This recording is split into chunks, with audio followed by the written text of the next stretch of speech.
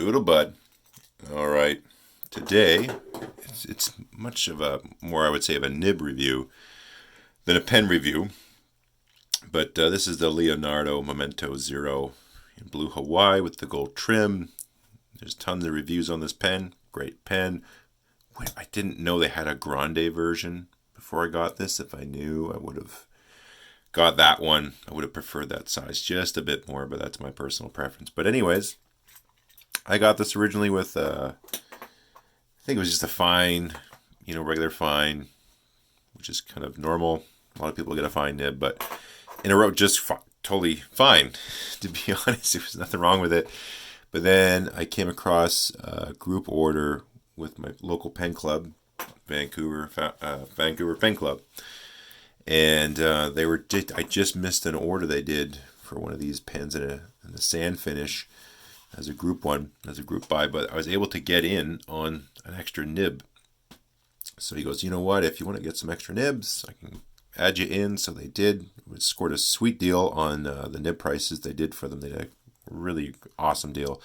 So I picked up a couple of their 1.1 stubs because the guy that organized the purchase had this pen in a 1.1 stub, and I tried it, and right away I went, whoa, so nice.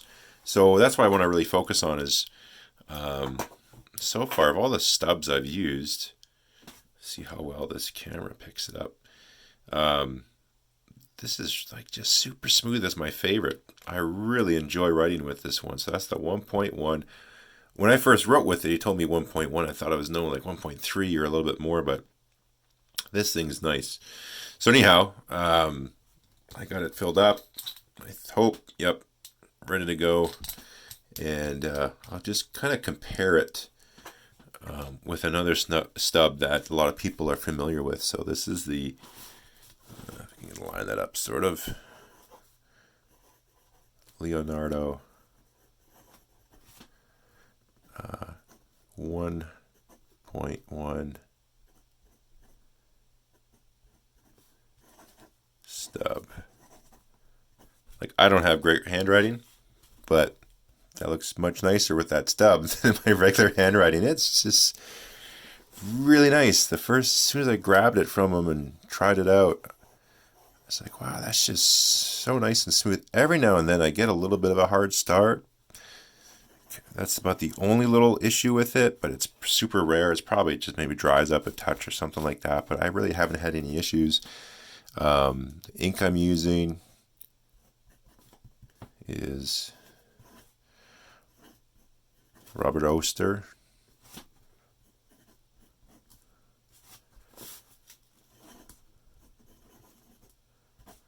And this is their Fire and Ice.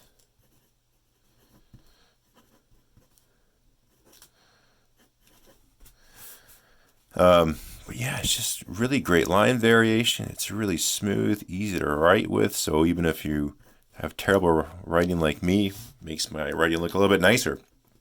But great little nib. I thought I'd do a video just if you're ordering a Leonardo pen and weren't sure what to do, and if you're in that trap of getting a fine all the time or a medium, whatever it is you like, try their stub. It's great. You can't go wrong. I actually even ordered two of them, and the other one went into a different pen that takes the number 6, fit in there no problem. And so my other pen that had a fine on it as well, I was kind of bored of, I upgraded the nib to this one, and tons of fun too. So I'm going to do a quick comparison with a pen because I have another stub. This is my first one. This was the TWSBI Eco. I got it, first one, and it's my first piston filler for like a lot of folks. I got it, I think, in an extra fine, and really enjoy the pen. Tons of ink capacity on this pen. It's crazy. I liked it so much. I thought it was great. Maybe I would get a stub, and so I got TWSBI stub, and that's a 1.1, and it's nice and all, but I realized I didn't have this inked, so I got this around the DC Super Show. For some reason, when I found the bottle, it was covered in some type of grease. I don't know what it was. It looked like chili sauce or something strange. It was quite dirty. Anyhow, it has nothing to do with the pen. I'll just fill it up. I guess I didn't need to do a full fill, but whatever.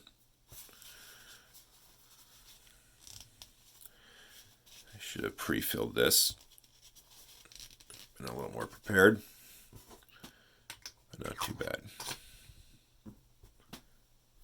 The cool thing about like demonstrators, if you don't have one, it really just changes the pen quite a bit. Like, it just looks really cool with that nice ink in it, and the white and the chrome and stuff. So if you don't have a demonstrator, get one. They're kind of cool.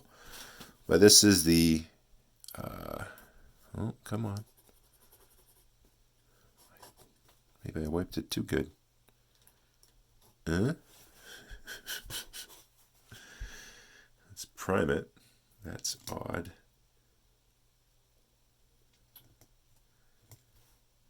Okay.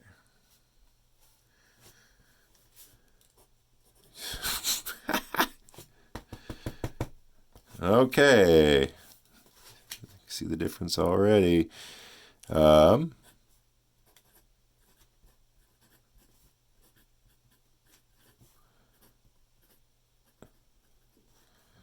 so I'm going to do a line comparison, but just even, doing your squigglies here, it's a total different feeling. It's quite sort of scratchy, I would say. You get some good line variation and all that stuff. Makes your printing look a little more interesting. One thing too, if you're ever wondering, should I get an Architect nib, you want to try that out. If you want to see what your writing looks like, you can essentially just write with a stub, just kind of at 90 degrees. And see, it swaps your printing for you. So if you don't know what it looks like, if you don't have an Architect nib pen or a buddy who does, and you want to kind of compare what your writing would look like between the two, that's all you do. Anyways, that's another side issue.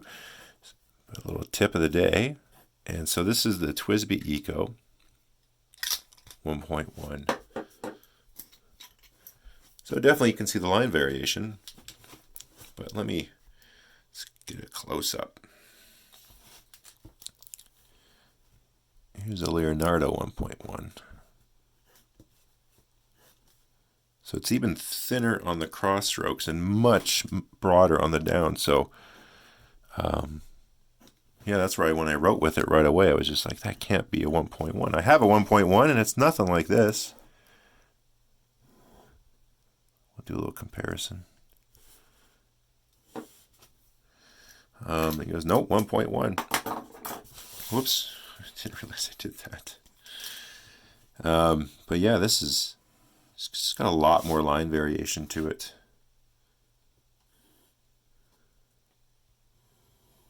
Much, much better. Even for the cross strokes, it almost seems to get thinner too. So, but anyways, back to this one. That's the nib. Maybe we'll do a comparison.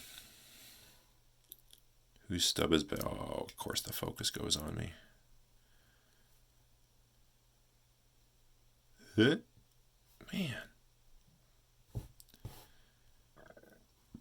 There we go.